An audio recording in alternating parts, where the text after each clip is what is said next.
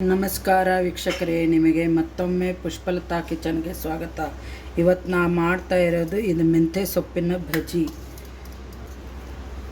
ಇದಕ್ಕೆ ನಾನು ಕಡಲೆ ಹಿಟ್ಟು ಮತ್ತು ಅಕ್ಕಿ ಹಿಟ್ಟು, ಕಡಲೆ ಹಿಟ್ಟು ಬಟ್ಲದಿಂದ 2 ಬಟ್ಲ ತೊಗೊಂಡೇನಿ. ಅದಕ್ಕೆ ನಾನು ಒಂದು ಸ್ವಲ್ಪ ಅಕ್ಕಿ ಹಿಟ್ಟು ಮಿಕ್ಸ್ ಮಾಡ್ಕೊಂಡೇನಿ, ಒಂದು 2 ಸ್ಪೂನಷ್ಟು.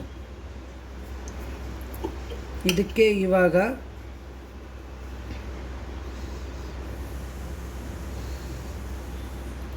ರುಚಿಗೆ ತಕ್ಕಷ್ಟು ಉಪ್ಪು,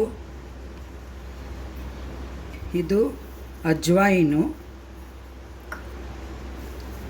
ಅದಕ್ಕೆ ಈ ಥರ ಕೈಲೇ ಮಸದ್ಬಿಟ್ಟು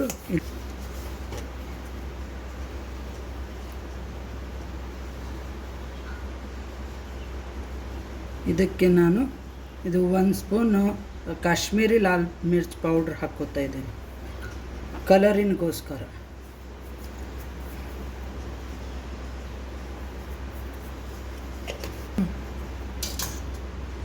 ನಾನು ಇದು ಟೇಸ್ಟಿನ್ಗೋಸ್ಕರ ಹಸಿ ಮೆಣಸಿನ್ಕಾಯಿ ಹಾಕ್ತಾಯಿದ್ದೀನಿ. ಒಂದು 3 ಹಸಿ ಮೆಣಸಿನ್ಕಾಯಿ ತೊಗೊಂಡೆ, ಚಿಕ್ಕ ಚಿಕ್ಕ. ಅದಕ್ಕೆ ಈ ಥರ ರೌಂಡಾಗಿ ಕಟ್ ಮಾಡ್ಕೋಬೇಕು. ಇದು ಹಸಿ ಶುಂಠಿ ತುರಿದು ಈ ಥರ ಹಾಕ್ಕೋತಾ ಇದ್ದೀನಿ.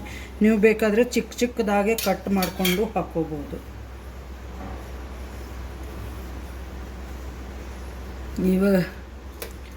ಇವಾಗ ಇದಕ್ಕೆ ಮೆಂತ್ಯ ಸೊಪ್ಪೇನೆ ಈ ಥರ ಹೆಚ್ಚಿಟ್ಕೊಂಡಿದ್ದಲ್ಲ ಅದನ್ನು ಹಾಕ್ಕೋತಾ ಇದೆ.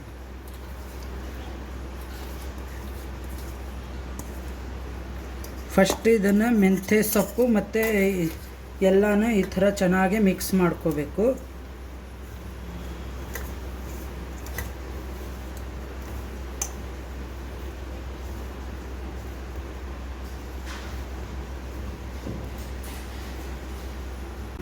ಇದು ಅಡುಗೆ ಸೋಡಾ ಹಾಕ್ತಾ ಇದ್ದೀನಿ. ಬಜ್ಜಿ ಬೋಂಡಕ್ಕೆ ಏನು ಸೋಡಾ ಹಾಕ್ತಾರಲ್ಲ ಆ ಸೋಡಾ ಹಾಕ್ತಾ ಇದ್ದೀನಿ. ಇದರಲ್ಲೇ ಒಂದು ಅರ್ಧ ಸ್ಪೂನಷ್ಟು ಬರುತ್ತೆ ಅದು.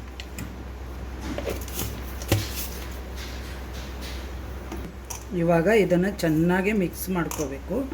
ಆಮೇಲೆ ಇದಕ್ಕೆ ಮೇಲೆ ಬಿಸಿ ಸ್ವಲ್ಪ ಎಣ್ಣೆ ಚೆನ್ನಾಗಿ ಕಾಯ್ದಿರ್ತದಲ್ಲ ಅದನ್ನು ಹಾಕಬೇಕು.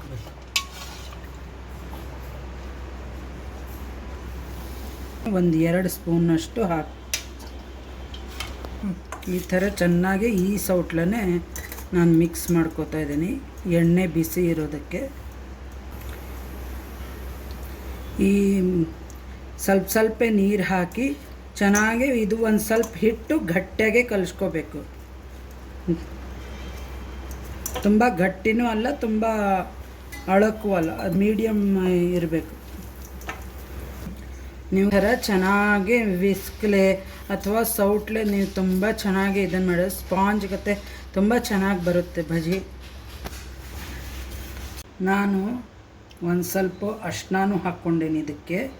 ನೀವು ಬೇಕಾದರೆ ಖಾರ ಪುಡಿ ಬೇಡ ಅಂದ್ರೆ ಖಾರ ಪುಡಿ ಆಪ್ಷನಲ್. ಹಸಿ ಮೆಣಸಿನ್ಕಾಯಿ ಒಂದು ಹಾಕಿದರೆ ಸಾಕು. ನೋಡಿ, ಎಣ್ಣೆ ಈ ಥರ ಹಬೆ ಬರೋಗತ್ತೆ ಕಾಯಬೇಕು.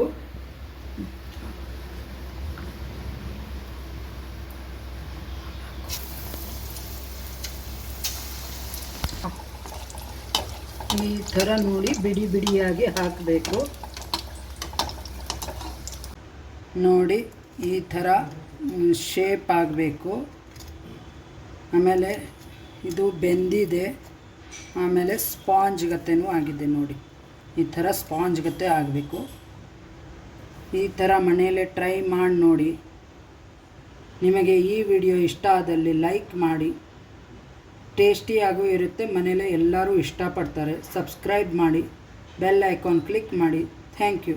ಮೆಂತ್ಯ ಸೊಪ್ಪಿನ ಬಜ್ಜಿ ತುಂಬ ಚೆನ್ನಾಗಿದೆ. ಮೆಂತ್ಯ ಸೊಪ್ಪಿನ ಪರಿಮಳ ಚೆನ್ನಾಗಿ ಬರ್ತಾ ಇದೆ, ಎಲ್ಲರೂ ಇಷ್ಟಪಡ್ತಾರೆ. ಇದು ಕಾಯಿ ಚಟ್ನಿ, ಅದು ಕಾಯಿ ಚಟ್ನಿಯಲ್ಲೇ ಸ್ವೀಟಾಗಿರೋ ಕಾಯಿ ಚಟ್ನಿ ಜೊತೆ ಸೇವಿಸಿದ್ರೆ ತುಂಬ ಚೆನ್ನಾಗಿರುತ್ತೆ.